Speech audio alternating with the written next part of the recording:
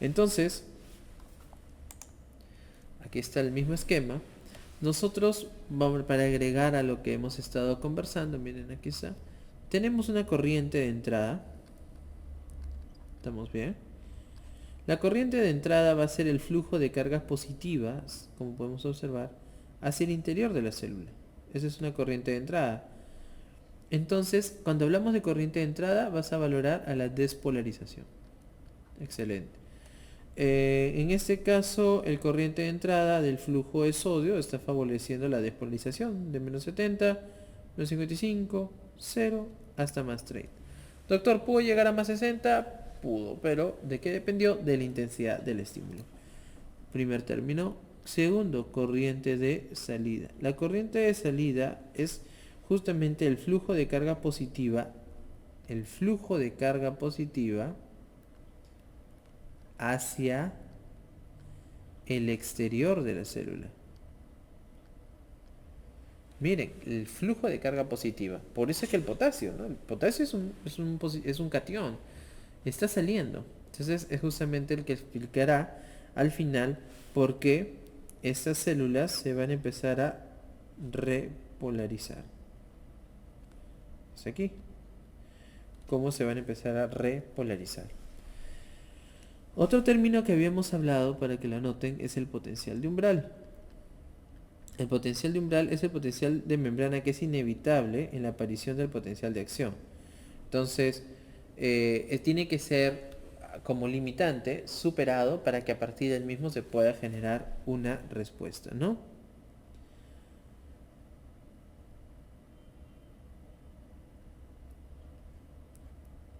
Y luego está el periodo refractario, que lo vamos a ver también en una lámina ahorita. El periodo refractario es un periodo durante el cual no puede producirse otro potencial de acción. ¿Ya? Y aquí de dos tipos. Pueden ser relativos o pueden ser absolutos. ¿Ya? Relativos u absolutos son los tipos de potenciales que vamos a poder observar aquí. Ahora, vamos a hablar aquí en relación a lo que sería las difusiones. Cuando estamos hablando que estamos en reposo, no hay transmisión de señales, ¿verdad? Creo que eso está claro. En este caso, menos 70. ¿Estamos bien? Excelente. Cuando hablamos de la difusión habíamos visto que puede ser a través de sus canales. Y habíamos visto que eran proteínas prácticamente transmembrana. Está excelente. ¿Ya? Cuando hablamos de la difusión del sodio y del potasio, que son difusiones pasivas, hay un potencial neto que más o menos es de menos 70 hasta menos 86 milivoltios. ¿Y quién es el que al final va a favorecer que todo esto se mantenga para que se pueda dar otro nuevo potencial de acción? El mismo potencial dado por lo que nosotros entendemos de la bomba de sodio-potasio ATPase, ¿no? Entonces ya lo tenemos ahí mapeado. ¿Qué puntos importantes tenemos que tener con el potasio? Para que los anoten. El potasio, ¿estamos bien? Puede repolarizar, ¿sí? Ya hemos visto, su salida favorece la repolarización. Y cuando sale mucho más exceso del mismo, puede darse una hiperpolarización. ¿Estamos bien? ¿Qué otro rol puede tener el potasio aquí? El potasio podría tener otro rol en el potencial de acción. Es un catión. ¿Qué pasaría si el potasio, por ejemplo, ingresa? ¿Qué pasaría, por ejemplo, si incrementan las concentraciones del potasio en el líquido extracelular? Si incrementa la concentración de potasio en el líquido extracelular, va a reducir la salida del potasio del intra, ¿sí o no? ¿Cuántos son los valores normales de potasio en el EC? De 3.5 a 4.5 miliequivalentes por litro. ¿Verdad? ¿Qué pasa si aumenta? 6. ¿Qué va a suceder? Va a reducir la salida, porque ahora hay mayor gradiente de concentración en el extracelular.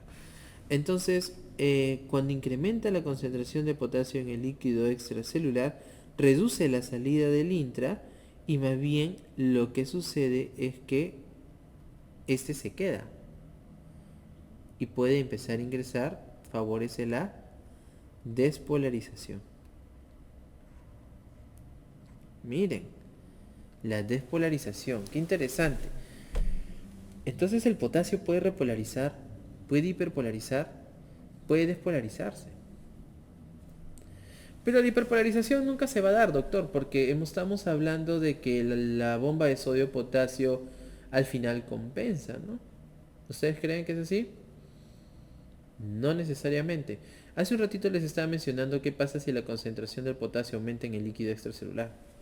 Ahora, imagínense que la concentración de potasio en el líquido extracelular disminuye. ¿Qué va a pasar? Si es mucho menor de lo que debería de ser. Por más que exista la bomba de sodio-potasio, recuerden tipo de transporte activo primario, como la disminución de este está en el LEC, lo que va a suceder es que el potasio ahora va a empezar a salir mucho más, porque tiene que generarse un potencial de equilibrio, habíamos conversado. Sale más. ¿Y cómo va a repercutir? ¿Qué fenómeno se va a dar si sale más? Va a dar una hiperpolarización.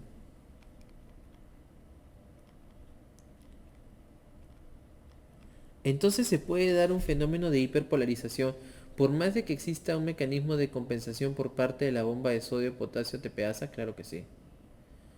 Porque está saliendo más de lo que debería. Está saliendo más. Entonces, lo que va a pasar es que se hiperpolarizará, pero en este caso es porque el potasio en el líquido extracelular está disminuido. ¿Sí? Entonces, en las células en reposo, estamos observando que cuando exista algún cambio sustancial, el potasio va a ser susceptible de poder ser modificado. Importante, eso es respecto al potasio. Ahora vamos a hablar respecto al sodio. La mayoría de las células, tanto excitables como las que están de repente en condición de reposo, van a tener una fuerza neta en relación al sodio, ¿no? Porque muchos de estos van a jugar con lo que vendría a ser estos canales dependientes de voltaje. Entonces, van a ser muy susceptibles a que puedan ser activados con facilidad. Pero tenemos que recordar que el sodio va a despolarizar, ¿verdad? Un incremento en lo que vendría a ser la conductancia del sodio hace que el sodio pueda ingresar y esto va a ser lo que vendría a ser el fenómeno de despolarización. ¿Ya? Pero ¿qué pasa si incrementa el sodio en el extracelular? ¿Existirá algún cambio como en el potasio? No, no del todo. No afecta lo que vendría a ser el potencial de membrana.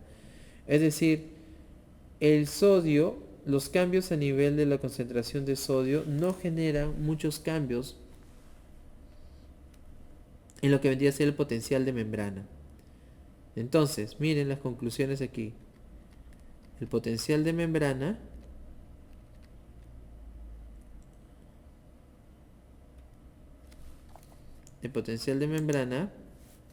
disculpen aquí, el potencial de membrana es sensible, aquí potencial de membrana es sensible a los cambios del potasio. El potencial de membrana no es sensible a los cambios del sodio. Lo cual no quiere decir que no va a suceder ningún problema de punto de vista clínico, ¿ah? Porque algo que siempre también recuerden, que lo van a ver seguro en la parte de, en este caso de, sí, de fármaco relacionado a manejos y de patogenia cuando vean cardio, cuando existe una alteración en la concentración del ion potasio, siempre vamos a reconocer que va a existir una relación con el corazón. La hipercalemia, cardiologist, la mnemotecnia, ¿no? Cardiologist, calemia, está asociado al corazón. En cambio, la relación de cambios con el sodio van a tener justamente una implicancia con el sistema nervioso. ¿Ya? Y hace un ratito estábamos hablando también de la diferencia de los tipos de células, ¿no? Están las células excitables versus las células no excitables. Las células excitables son aquellas que van a generar un potencial de acción, esa es la diferencia por si acaso, y las no excitables no generan un potencial de acción. Ya, entonces recuerden eso. Entonces espero que estas etapas que hemos estado revisando se hayan podido entender, porque al final la finalidad de cada una de estas células excitables es poder transmitir las señales, ¿no? Que se vean traducidas en diferentes respuestas. Aquí hay una lámina que quería compartirles en relación a la conductancia que puede existir, porque si se dan cuenta, del tipo de neuronas que estemos conversando, la relación de las señales va a cambiar, ¿no? Miren, por ejemplo, en una motoneurona. Todo es milisegundos, pero es bien rápido, ¿no? La relación de la conductancia que va a existir aquí. Entonces, se despolariza, pero rápidamente existe una señal de propagación. En el músculo esquelético de igual manera. Pero miren en el músculo cardíaco, ¿no? En el músculo cardíaco aquí existe, lo van a ver, la famosa fase de meseta, ¿no? Que es la famosa fase 2, que está explicado por el ion calcio, que explica y genera cierta sostenibilidad y permanencia en el tiempo, si se dan cuenta. Y ustedes dirán, pero ¿por qué? ¿Cuál es la importancia de esto? Desde el punto de vista funcional tiene mucha repercusión. Todo esto, algo que también tienen que ya interiorizar es que en relación a procesos, cada uno de los procesos está comandado por una fase eléctrica, ¿verdad? Pero tú lo tienes que objetivar mediante lo que vendría a ser una actividad mecánica. Entonces, tú no objetivas lo eléctrico, no puedes, salvo de repente en corazón que puedes estudiar la representación gráfica de la actividad eléctrica del corazón. Pero luego de ahí en las demás no vas a poder valorarlo tal cual, no se va a poder reconocer. Entonces, bajo esa premisa, tú lo tienes mapeado y entiendes que lo eléctrico precederá lo mecánico. Y de esa manera, ¿qué vas a hacer? ¿Cómo lo vas a hacer? ¿O qué vas a poder entender? En el corazón, en este caso, estamos hablando de músculo cardíaco, el ventrículo, ¿no? Es el que, sobre todo el izquierdo, tiene una gran misión, ¿no? Tiene que tener tanta fuerza de contracción, actividad inotropa, para que la sangre pueda ser distribuida, pueda ser eyectada, pueda vencer la resistencia, pueda vencer la poscarga de la válvula sigmoidea, que es aproximadamente 90-100 milímetros de mercurio, y que tendría que ser vencida para que la sangre se pueda ser eyectada, ¿no? Pero imagínense de que el tiempo fuese tan fugaz como el de la motoneurona. ¿Ustedes creen que le daría el tiempo necesario para que este músculo se pueda contraer y en consecuencia pueda eyectar la sangre? No sería. No sería el necesario, no sería el adecuado, sería insuficiente.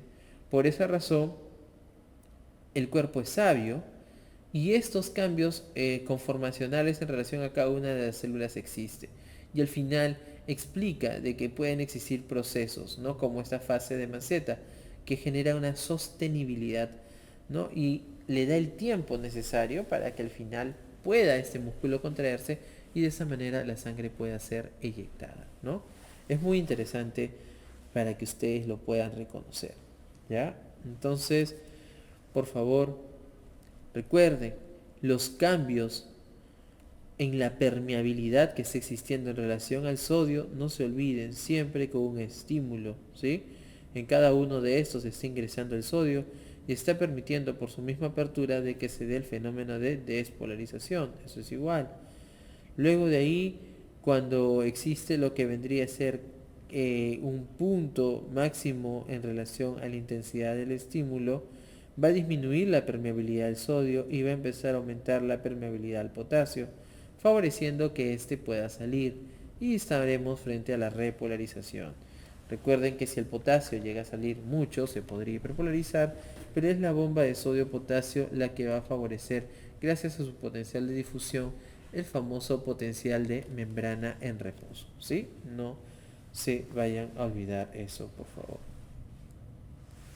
Muy bien. Y en esta lámina de aquí, en la parte inferior, podemos observar, ¿sí?, el estímulo que estábamos conversando. Miren, miren, miren, está graficado de 3 colores, ¿no?